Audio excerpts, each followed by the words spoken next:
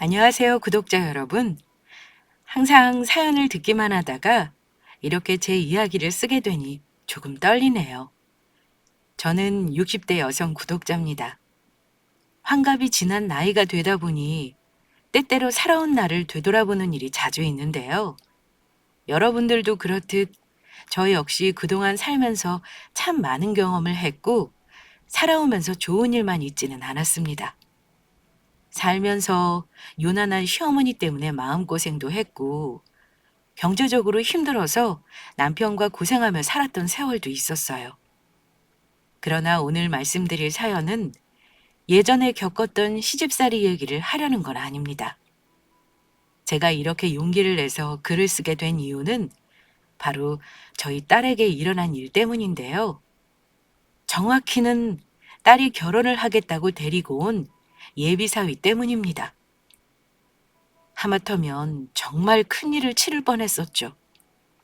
그 이야기를 오늘 이곳에서 해보려 합니다. 사람은 겉으로 봐서는 절대 속을 알 수 없다는 말은 많이들 합니다만 제가 그 말을 직접 겪게 될 줄은 몰랐습니다. 물론 살면서 더한 일도 많이 있었죠. 그러나 내 자식의 일이다 보니 더 크게 다가오는 것 같네요. 저는 남편과 젊을 적에는 고생을 많이 했지만 요식업을 시작하고 나서 소위 말하는 부잣집이라고 할 만한 부를 이루었어요. 노후를 편안하게 보낼 만큼 큰 돈도 벌어봤고 제가 없어도 잘 굴러가는 대형 프랜차이즈 식당을 운영하고 있지만 아직 젊은 나이라고 생각하는 저는 이를 손에서 놓지 않고 있습니다.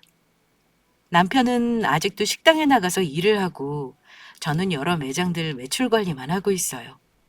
힘들어도 그만둘 수가 없는 게 사람이 일을 놓고 집에서 있다 보면 셈도 느려지고 행동도 느려지니까요.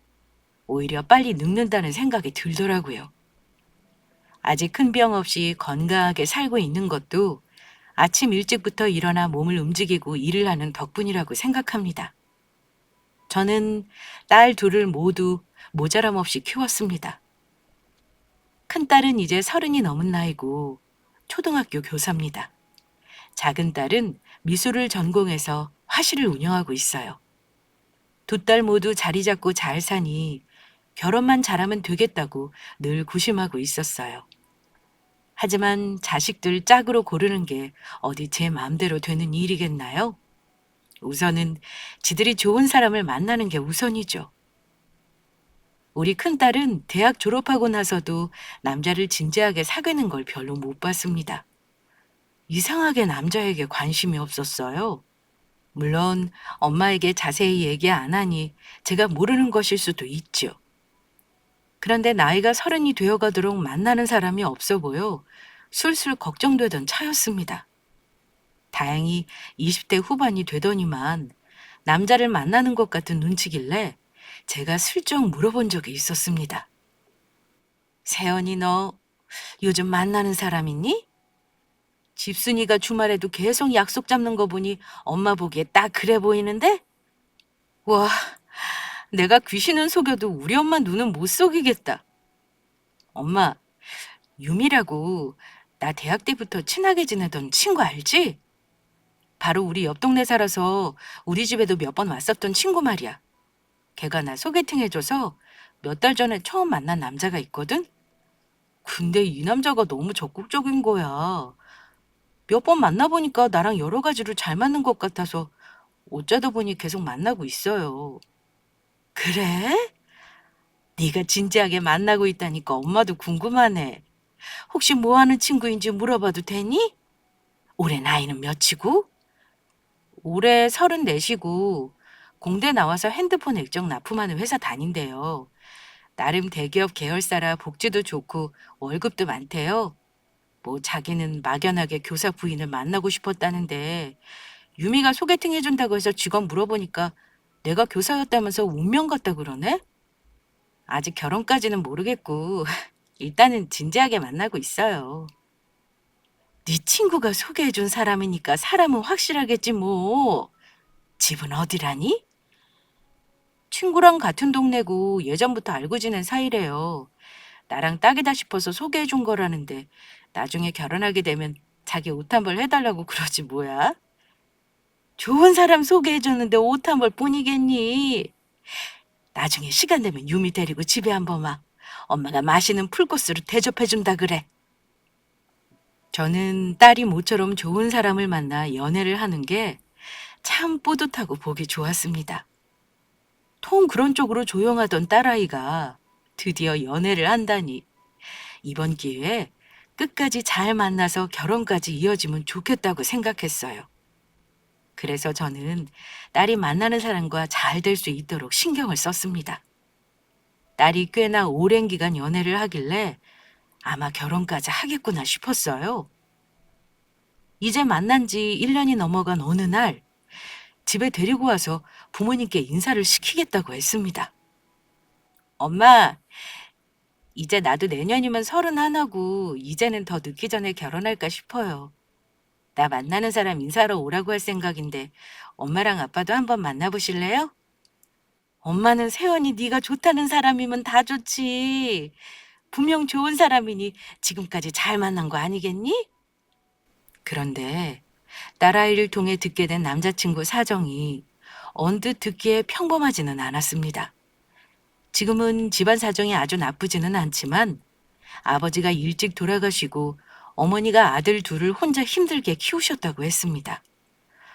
다 좋은데 단 한 가지 집안 형편이 조금 어려워서 남자친구가 돈을 벌어 혼자 계신 엄마를 뒷받침하고 있다는 말을 했습니다. 엄마, 그래도 내 남자친구 참 대단한 게 뭔 줄 알아요? 가정 형편 힘든데도 공부 열심히 해서 좋은 대학도 나오고 취직도 한 방에 붙었다는 거야. 진짜 악착같이 살았다고 하더라고. 그 덕에 지금은 먹고 살 걱정은 안 하는데 아무래도 어머니 생활비는 아들들이 도와주는가 보더라고. 좋은 환경도 아닌데 참 열심히 살았나 보네. 결혼 준비하면서 모자라는 건 엄마가 도와줄 테니까 일단 인사부터 시켜봐. 얼굴 직접 보면 더 안심이 될 것 같구나. 누구는 편모, 편부 가정에 편견을 가질 수도 있지만 저는 그건 중요한 건 아니라고 생각했습니다.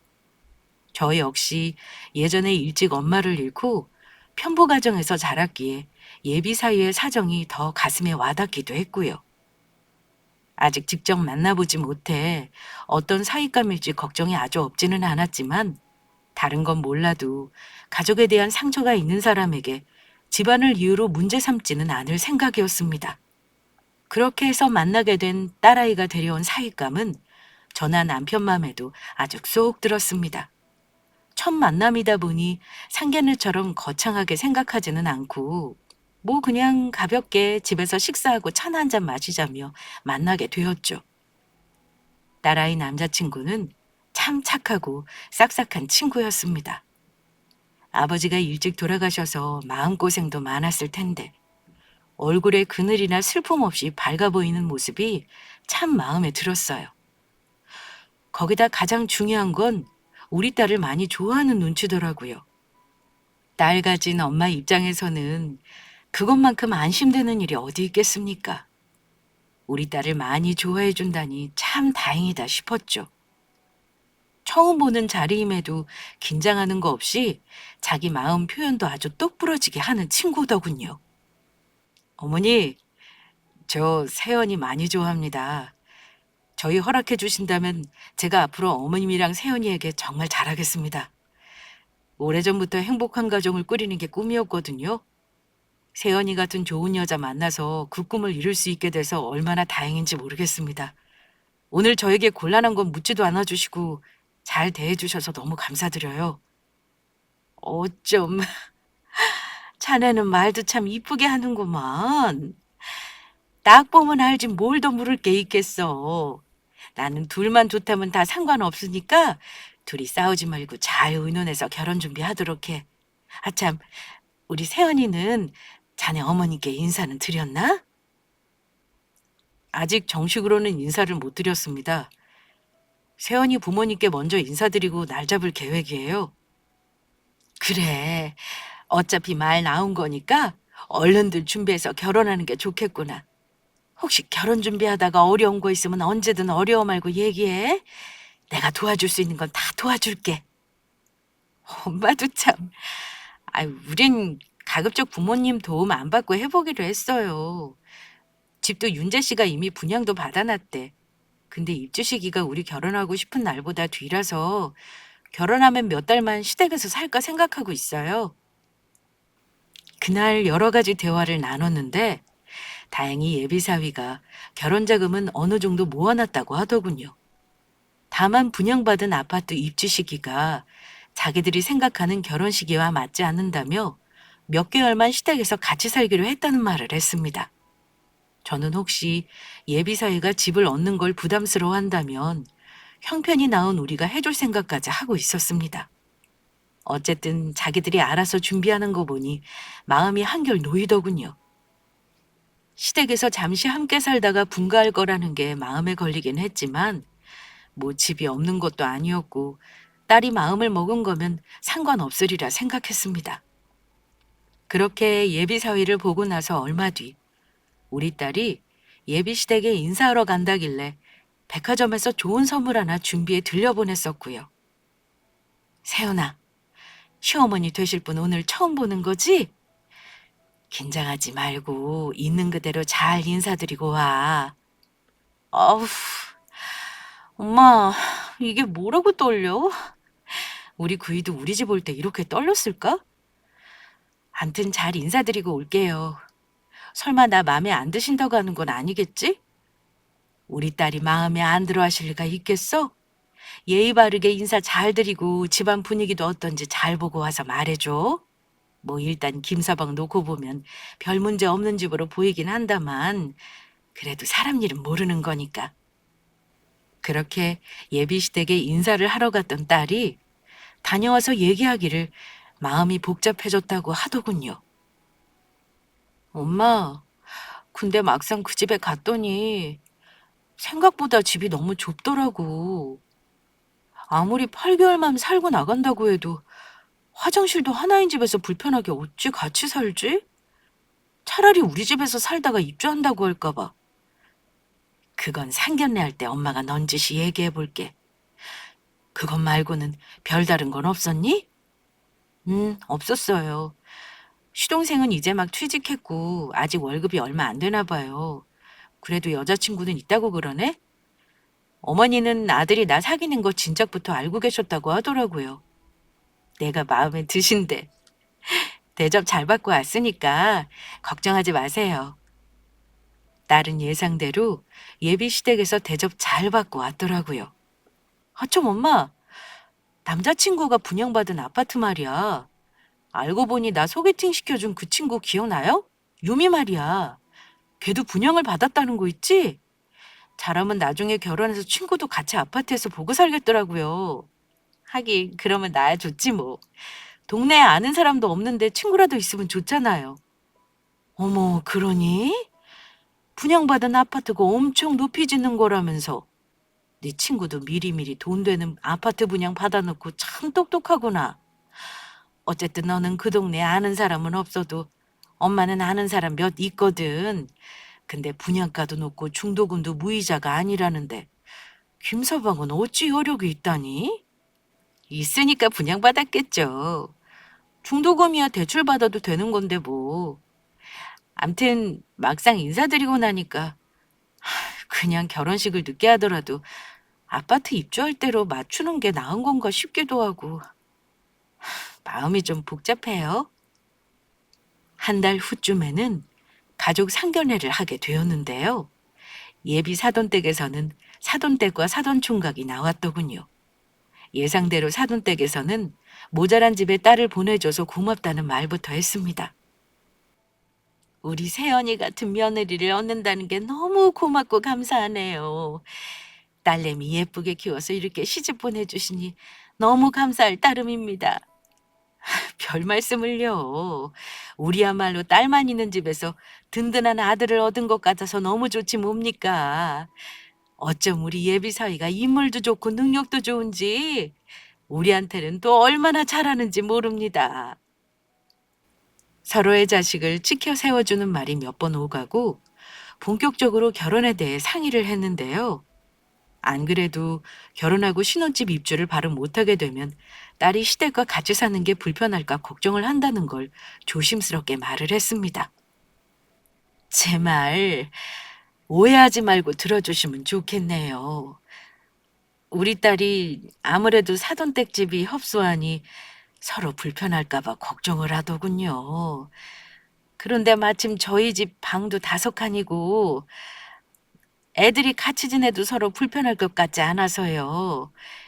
사돈댁만 괜찮으시면 애들 결혼하고 새 아파트 입주할 때까지 저희 집에서 지내는 것도 고민해 보시는 게 어떨까요? 저는 조심스레 제안했는데 생각보다 흔쾌히 아이들 편한 대로 하라는 말을 하더군요. 그거야 저는 상관없습니다. 애들이 편하다면 우리 집이든 사돈댁이든 상관없으니 마음 내키는 대로 하세요. 그런데 저도 한 가지 청이 있습니다만 사돈댁은 잠시 주저하는 듯 하더니 본인도 부탁이 있다며 얘기를 꺼냈습니다. 다른 건 아니고 실은 우리 아들이 분양받은 아파트가 계약금은 냈지만 나중에 잔금 치를 때 한도를 꽉 채워서 대출을 받아야 한다지 뭡니까. 그래서 말인데 혹시 사돈댁에서 나중에 아파트 잔금을 보태주실 수가 있는가 해서요. 여력되는 대로 보태주시면 애들 집은 공동명의로 해주려고 합니다. 나중에 아파트 입주하면서 잔금을 보태달라는 부탁은 사실 처음 만난 자리에서 하기는 어려운 말이라 살짝 놀라긴 했습니다. 옆에 있던 남편 표정을 보니 조금 놀란 듯 했지만 요즘은 반반 결혼이니 뭐니 남녀가 둘이 집을 보태서 공동명의 하는 것도 놀라운 일이 아니기도 하고 또 우리 집이 그 정도 못 보탤 집도 아니어서 거절할 명분도 없었습니다. 살짝 당황스럽긴 했지만 저도 흔쾌히 모자라는 잔금을 치러주겠다고 했습니다. 딸아이가 혼자 힘으로 해보겠다고는 했지만 사실 결혼이라는 게 부모 도움 없이 어찌 수월하게 하겠습니까? 만약 대출 부담이 크다면 제가 전부 내줄 생각도 했습니다.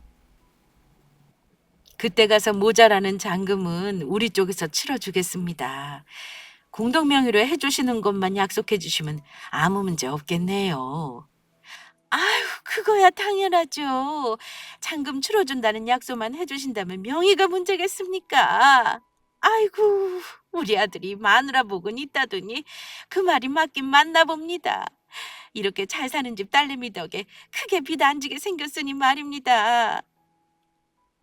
상견례를 그럭저럭 좋은 분위기에서 마치고 결혼 날짜는 그해 가을로 잡았습니다. 그래도 해를 넘기는 것보다는 말 나왔을 때 하는 게 좋겠다 싶었어요. 결혼 날짜까지 잡고 나서 딸은 결혼 준비로 여념이 없었죠.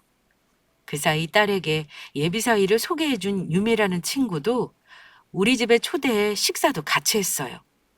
저도 딸 친구에게 좋은 신랑감 소개해줘서 고맙다고 인사했고요. 유미야, 네 덕에 우리 딸 좋은 신랑감 만나서 결혼까지 하네. 오늘 맛있는 거 많이 먹고 우리 딸 결혼할 때 와서 가방 순위도 해줘. 어머니. 저는 세연이가 진짜 결혼까지 할 줄은 몰랐어요. 교사들은 눈이 엄청 높다 그래서 그냥 가벼운 마음으로 만나보라고 한 건데 둘이 인연이었나 봐요. 제가 알기로 그 오빠 집이 그렇게 부자는 아니거든요. 근데 세연이는 이렇게 부잣집 딸내미잖아요. 어머님은 속상하지 않으세요? 속상하긴. 돈보다는 사람 됨됨이가 중요한 거지. 물론 경제적으로 여유가 있다면 더할 나위 없겠지만 어쨌든 둘이 열심히 벌어서 자리 잡는 게 더 의미 있는 거잖니. 그러자 딸아이 친구라는 아이는 씩 웃더니만 네, 어머니가 그렇게 생각하시면 다행이고요. 하긴 세연이는 물려받을 재산도 많으니까 경제적인 문제로 다투고 살지는 않겠네요. 이렇게 말을 하더군요. 친구가 소개해준다고 해서 다들 결혼하는 건 아니니 인연은 인연인가 보다 화기애애하게 식사를 했었네요. 그렇게 시간이 흘러 딸아이 결혼 시기가 2달 앞으로 다가왔을 때 즈음이었습니다. 딸은 결혼 살림은 나중에 아파트 입주 시기 맞춰 준비할 거라고 하더니만 여행이며 웨딩 촬영이며 다른 것들 준비하느라 여념이 없었습니다. 그 당시 저는 예비사위 동네에 자주 가볼 일이 있었는데요. 마침 제 친한 친구가 예비사위 동네에다가 남편 퇴직 후 노후 자금으로 제가 운영하는 브랜드 식당을 창업했기 때문이었습니다. 다른 창업주들에게도 저는 1대1로 한 달 정도는 일주일에 한두 번씩 밀착 케어를 해주는 편인데 친구가 노후 자금으로 개업을 하고 나서는 더 신경이 쓰이더라고요. 가게가 잘 되었으면 하는 마음에 저는 일주일에 두세 번씩 점심때 시간을 내서 친구 가게에 가서 주방 일을 코칭해 줬습니다. 친구는 식당을 처음 해보는 터라 아무리 프랜차이즈 규격화된 매뉴얼이 있다 해도 음식하는 요령을 배울 필요가 있었습니다. 그날 역시 점심시간을 앞두고 친구 식당에 갔을 때의 일입니다. 점심시간보다 이른 시간에 도착해 음식이며 재료 관리를 교육해주고 있었는데 벌써 그 동네에 식당이 입소문이 났다며 밖에 손님들이 줄을 서기 시작하더라고요. 친구 가게가 잘 되는 것 같아 기쁜 마음으로 준비를 해주고 있는데 오픈 시간이 돼서 손님들이 들어오기 시작했습니다. 주방에서 몇 테이블이나 되는지 손님을 헤아리고 있을 때 낯익은 얼굴이 가게 안으로 들어서는 걸 보게 되었습니다. 다름 아닌 우리 예비 사위였어요. 저는 반가운 마음에 주방 밖으로 나가 아른 체를 하려고 했는데요. 사위가 혼자가 아니라는 걸 알고 순간 멈칫했습니다. 사위가 사는 동네니 당연히 그 식당에 올 수도 있는 건 맞습니다. 그런데 제가 멈칫한 이유는 따로 있었습니다. 사위가 동행한 사람이 여자라는 것도 놀란 이유였지만 같이 온 여자가 하필 저도 아는 얼굴이었기 때문입니다. 그 여자는 바로 얼마 전 우리 집에 초대해 식사도 같이 한 딸아이의 절친, 우리 딸에게 사위를 소개해준 유미라는 아이였어요. 둘이 아는 사이라는 건 알고 있었지만 주방에서 몰래 지켜보니 둘이 사위의 얼굴은 잘 안 보이고 딸 친구 표정은 뭔가 진지하고 심각해 보였습니다. 절대 가벼운 일로 만나는 게 아니라는 건 분위기가 말해주고 있었어요. 순간 오만 가지 생각이 들더군요. 혹시 저 유미라는 아이가 우리 사위랑 그렇고 그런 관계였나? 대체 둘이 따로 이 시간에 만나 밥을 먹을 이유가 뭔가? 한번 의심이 되니 별 생각이 다 나더라고요. 물론 제가 나가서 두 사람 아는 척을 할 수도 있었습니다. 하지만 어쩐지 두 사람이 다른 핑계로 포장할 것 같아 저는 그들을 조금 더 지켜보기로 했습니다. 마침 식당이 칸막이가 있는 곳이니 몰래 빈자리 옆자리로 가서 대화 내용을 들어볼 생각도 했어요. 종업원이 식사 준비를 받으러 갔는데 사위가 한 명이 더 오면 주문하겠다고 하길래 더욱 그 자리가 궁금해졌습니다. 얼마 후 그 자리에 누가 정말로 오긴 오더라고요. 그런데 의아하게도 그 자리에 온 건 사돈댁이었습니다. 그때만 해도 이상하다는 생각보다는 궁금하기만 했습니다. 우리 딸 친구랑 셋이 볼 정도로 친한 사이였나 싶었어요. 저는 친구에게 저를 모른 척 해달라 당부하고 세 사람을 지켜보다가 궁금함을 참지 못하고 몰래 그들이 앉아있는 옆자리로 다가갔습니다. 예비 사위와 사돈은 제 쪽을 쳐다보지도 않았고 봤다 해도 주방 두건에 마스크까지 했으니 아마 저를 못 알아본 듯 했어요. 다행히 테이블 사이사이에 칸막이가 있어서 저는 어렵지 않게 세 사람의 대화를 들을 수 있었습니다. 무슨 얘기를 하고 있었는지 모르지만 제 귀에는 사돈댁의 목소리부터 들리더군요.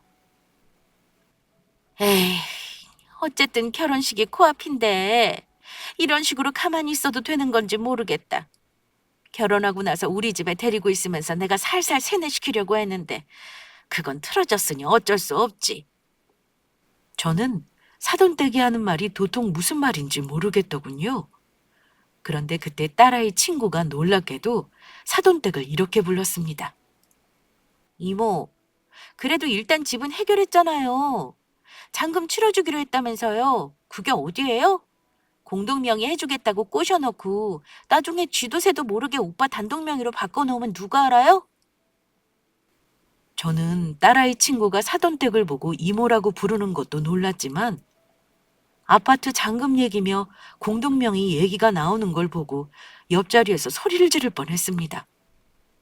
지인으로 알고 있었던 딸 친구가 자기 이모 아들을 우리 딸에게 소개해 준 거였는데요. 왜 굳이 거짓말을 한 건지 이유를 모르겠더군요. 하지만 대화를 더 들으려고 하는 순간 하필 점심시간이라 사람이 몰려들기 시작해 더 들을 수가 없었습니다. 심상치 않은 대화를 듣고 계속 마음에 걸리더라고요. 당장 그 인간들 앞에 서서 지금 셋이 무슨 꿍꿍이냐고 묻고 싶었지만 친구 영업장에서 그럴 수는 없는 노릇이었어요. 마침 손님이 제가 앉아있는 자리로 들어오길래 저는 조용히 주방으로 돌아올 수밖에 없었습니다. 친구는 제 표정이 심상치 않은 거 보고는 걱정스럽게 묻더라고요. 얘, 너 저 사람들 알아? 대체 무슨 일인데 옆자리에서 대화를 엿듣고 그래? 기가 차서 정말. 연수가, 저 사람들 우리 사돈댁이야. 저기 저놈은 우리 딸 신랑감이고. 근데 내가 지금 무슨 소리를 들었는 줄 알아? 아무래도 내가 모르는 뭔가가 있는 것 같아. 내 딸이 아무래도 사람을 잘못 만난 것 같아, 연수가. 나 이제 어떡할까? 저것들한테 당장 가서 다 엎어버릴까? 어머 세상에, 이게 대체 무슨 일이라니? 자세한 건 모르겠다만 일단 너 그럼 대화 내역은 녹음했니? 당장 녹음을 했어야 증거가 되지. 그제야 아차 싶더라고요. 대화를 전부 듣지 못했던 저는 미처 녹음할 생각을 하지 못했습니다. 일보 전진을 위해 일보 후퇴라는 말이 있죠. 친구 식당에서 난리를 치기보다는 그 인간들이 우리 딸을 속인 확실한 증거를 잡고 더한 복수를 해줘야겠다 마음먹었죠. 다 듣지 못했지만 뭔가 석연찮은 상황이 벌어지고 있다는 거 확실했습니다. 당장 당일에 파혼 통보를 해도 되는 상황이었지만 일단은 한 발 물러나 그 인간들이 도대체 우리 가족에게 무슨 짓을 하려고 하는지, 대체 세세관계는 뭔지 확실히 알아야 했습니다. 그래야 우리 딸과 가족들에게도 알릴 수 있는 거고요. 그러니 확실한 증거가 필요했어요. 저는 친구 식당을 황급히 나와 인터넷 검색을 통해 심부름 센터부터 찾아다녔습니다. 흥신소에서 상간 남녀 불륜 증거만 찾아주는 게 아니라 무슨 일이든 원하는 대로 증거를 수집해 준다길래 저는 자초지정을 설명하고 예비사위에게 사람을 붙였습니다. 그리고 세 사람의 관계와 하는 일이 뭔지를 정확하게 조사해 달라고 했어요. 정말 내가 들은 대로 친척지간이 맞는지, 그리고 대체 무슨 계기로 우리 딸에게 접근했는지 알고 싶었습니다. 가장 큰 걱정은 딸이었습니다. 우리 딸은 내 눈으로 봐도 예비사위 될 뻔한 놈을 좋아하는 게 보였거든요. 하지만 계속 숨길 수는 없는 일이었습니다. 일단 심부름 센터를 통해 사람을 붙였으니 조금 시간을 가지고 기다려보기로 했습니다. 하지만 결혼식이 이미 2달 앞으로 다가온 상황이었고 우리 딸은 매일 결혼 준비에 바빴으니 시간이 넉넉하지는 않았어요. 그런데 다행히 흥신소에서 일주일 만에 아주 유의미한 녹음 파일을 저에게 전해주더군요. 사모님, 저도 여러 사람들 뒤 밟는 일을 해봤습니다만 이런 가족 사기단은 또 처음이네요. 아마 제가 사모님 댁 따님 인생 망칠 뻔한 거 구해낸 듯 싶은데요. 네? 가족 사기단이요? 그 인간들 대체 뭐가 진실이고 뭐가 거짓인가요? 일단 그 셋은 가족은 맞습니다. 모자지간인 건 맞고요. 젊은 여자는 이종사촌지간이고요. 셋이 한 블록거리 살면서 거의 하루 걸러 하루 만나던데요. 마침 엊그제 밖에서 외식을 하길래 제가 편하게 녹취 파일 하나 건졌네요. 한번 들어보시겠어요? 아주 기가 막힙니다. 저는 손까지 떨면서 건네받은 녹취 파일을 재생했습니다. 먼저 들린 건 놀랍게도 우리 딸 친구의 목소리더군요. 이모, 어제 세연이 만났는데 시댁에 정말 아무것도 예단 안 해도 되는 건지 고민하던데요? 이모, 절대 그 집안에 예단 무리하게 요구하지 마세요. 결혼 전에는 무조건 착한 심으로 보여야 하는 거 알죠? 엄마, 유미 말이 맞아요. 일단은 잔금은 해결했으니 1차 목표는 달성한 거잖아요? 결혼 전이니까 아직은 조심해야 해요. 결혼해서도 성급하게 욕심내면 안 돼요. 아주 천천히 우리가 그 계집애한테 돈을 야금야금 뜯어내야 하는 거 아시잖아요. 절대 급하게 생각하지 마세요. 그래, 나도 알지만 자꾸 마음이 급해지는 걸 어쩌겠니? 그 집에서 잔금 치러준다고 하길래 경우 있는 척 예단하지 말라고 한 게 괜히 그랬나 싶고. 그건 엄마가 잘하신 거예요. 그래야 그 집에서도 우리가 염치 있는 집안이라고 생각하죠. 아무튼 이모, 내가 말했죠? 잔금 한 방에 치러줄 정도로 걔네 집 진짜 부자라는 거요.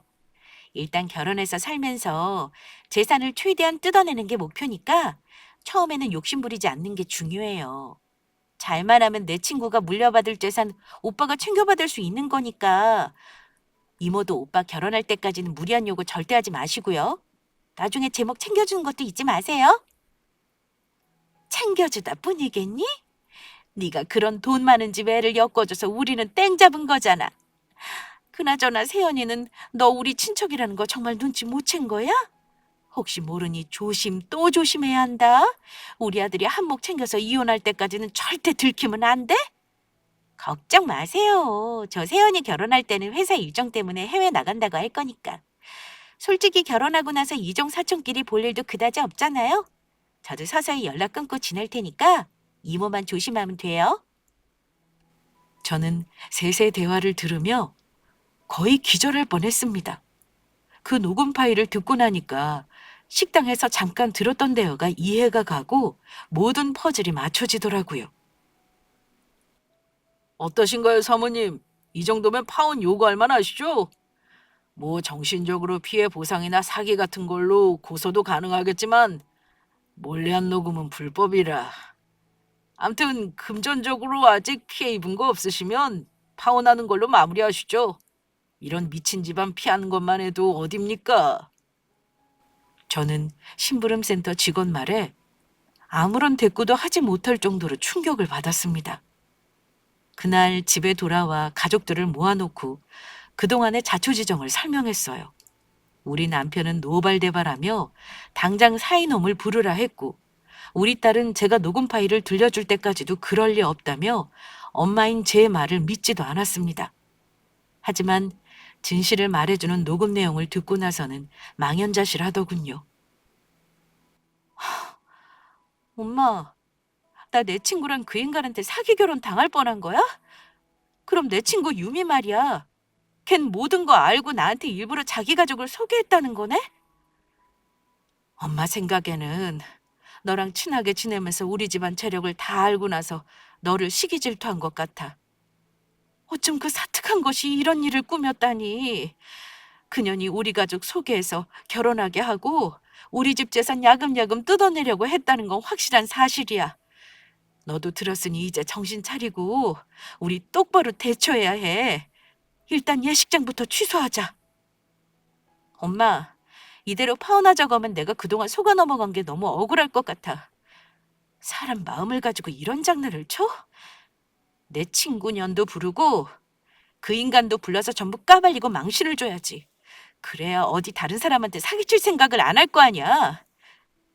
딸은 울음을 참아가며 말했습니다.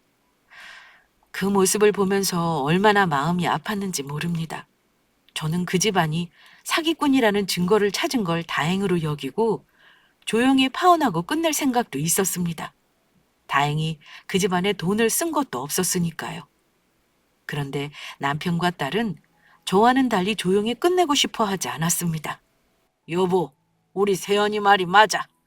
이건 그냥 파혼 통보만 하고 넘어갈 일은 아니지. 사람 마음 가지고 장난을 치고 속이다니.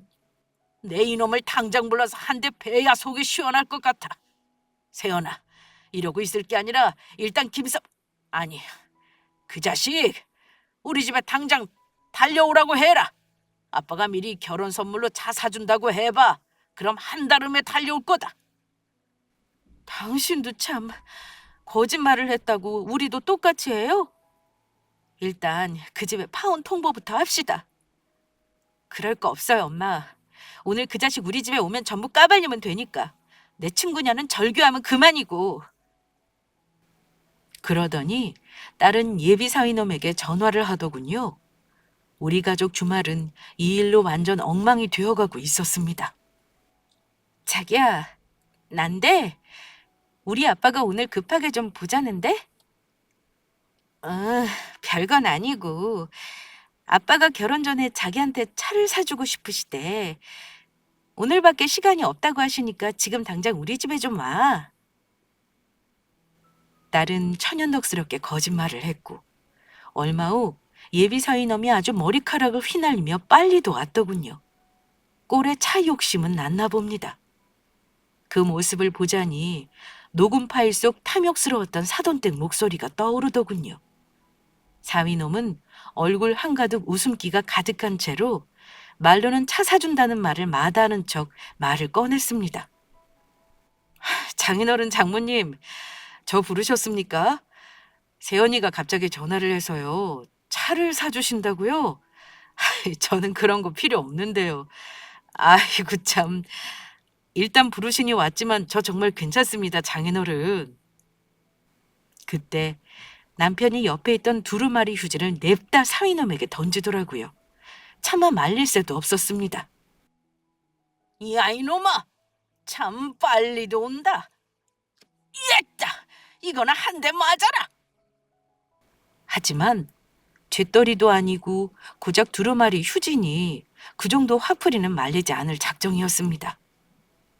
졸지에 두루마리 휴지로 얼굴을 맞은 예비사위놈은 놀란 얼굴로 우리 가족을 바라보더군요. 평소 같으면 버선발로 뛰어나가 맞이했을 테지만 그날은 그러지 않았죠. 뭔가 싸늘한 기운을 감지했는지 예비사위놈은 못정은 얼굴로 우리 딸 얼굴만 쳐다보며 자리에 앉지도 못하고 있었습니다. 저는 서 있는 사위에게 일단 앉으라고 했습니다.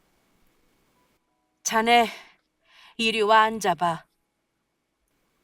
네, 장모님.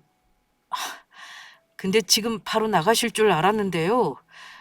아닌가요? 차를 보신다고 세연이가 그러던데 대체 이건 왜 저한테 던지신 건지 무슨 안 좋은 일 있으신가요? 자네는 처가에서 아파트 잔금도 해주는데 차까지 사준다는 걸 그렇게 날름 받으려고 하면 어쩌나. 너무 염치 없는 거 아니냔 말이야.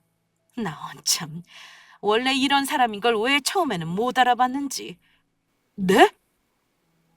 장모님, 저는 당연히 거절하려고 했습니다만 근데 무슨 일 있으신가요? 왜 다들 얼굴이 어두우신 건지 모르겠네요. 장인어른, 세연아, 대체 무슨 일이야? 그러자 딸이 말했습니다. 글쎄, 무슨 일이라면 나보다 자기가 더 잘할 텐데 끝까지 참 연기도 잘한다. 이거 듣고도 계속 시치미를 뗄 수 있는지 어디 한번 볼까? 그러자 사위놈은 아까보다 더 억울하다는 얼굴을 하더니만 세연아, 대체 무슨 일인데 그래?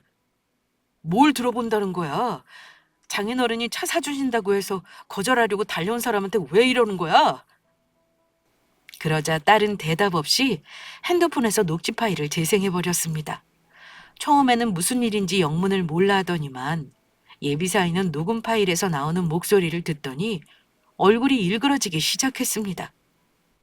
그러더니만 재생이 채 끝나기도 전에 딸 핸드폰을 낚아채서 꺼버리더군요. 이제 우리가 자네 왜 불렀는지 알겠나?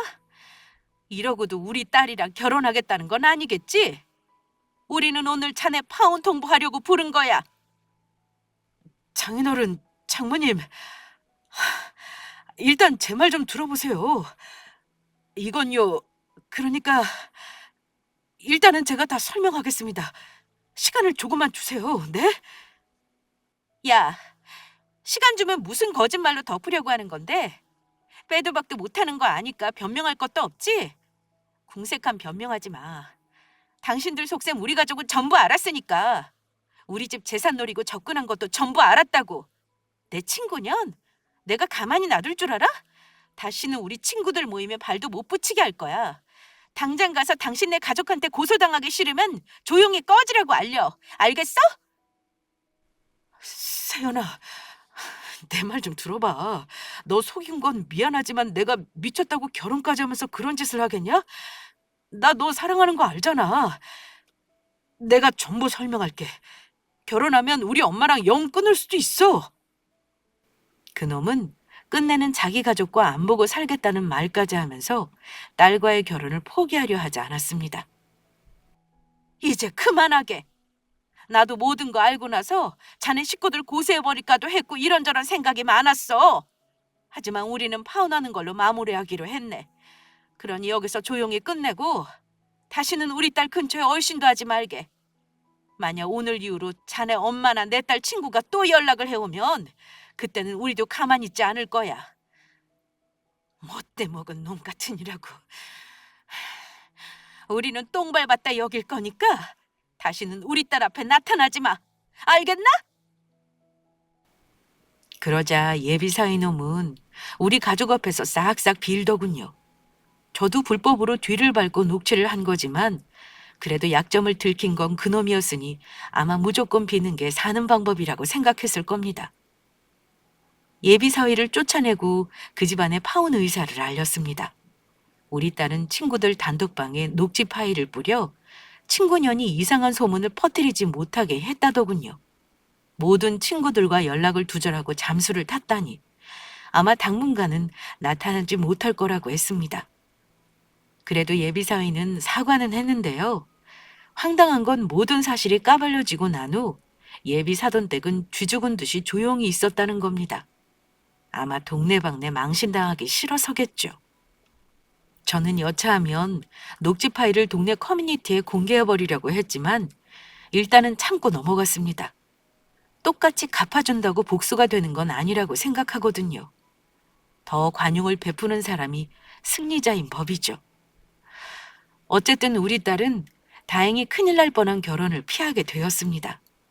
만약 전혀 모르고 결혼을 해서 큰돈을 썼다면 어찌 되었을지 생각도 하기 싫네요. 우리 딸은 예상외로 금방 상처를 극복하고 씩씩하게 교사 생활하면서 자기 생활을 하고 있습니다. 똑똑한 아이지만 작정하고 속이는 사람은 당해낼 재간이 없는 법이니 자책은 하지 말라고 했어요.